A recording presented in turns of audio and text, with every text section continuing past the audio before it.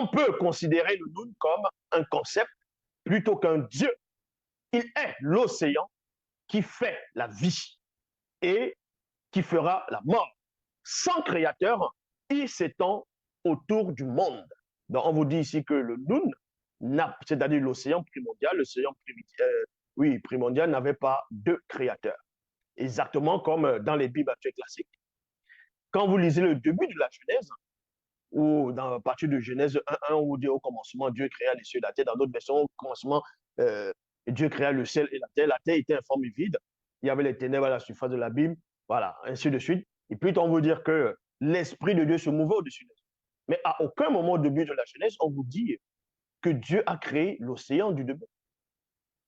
On ne vous dit pas que Dieu a créé les eaux qui étaient au début, où l'Esprit de Dieu se mouvait au-dessus des eaux.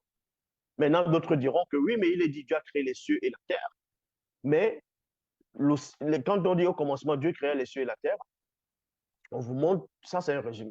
Maintenant, on entre en détail, la terre était informe et vide.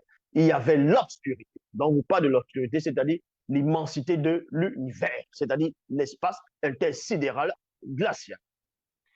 Et on vous apprend que l'esprit de Yahvé Adonai Elohim va se mouvoir au-dessus des eaux. Mais cette eau-là, ce n'est pas écrit au début de la Genèse que Dieu a créé cette eau.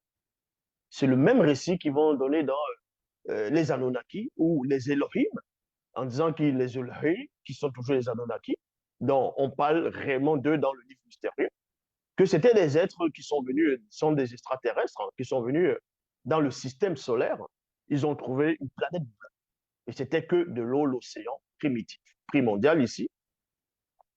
Et là-bas, ils sont venus, ils ont fait des expériences, ceux qui étaient à l'origine des mammifères, des êtres vivants dans l'océan, dans l'eau.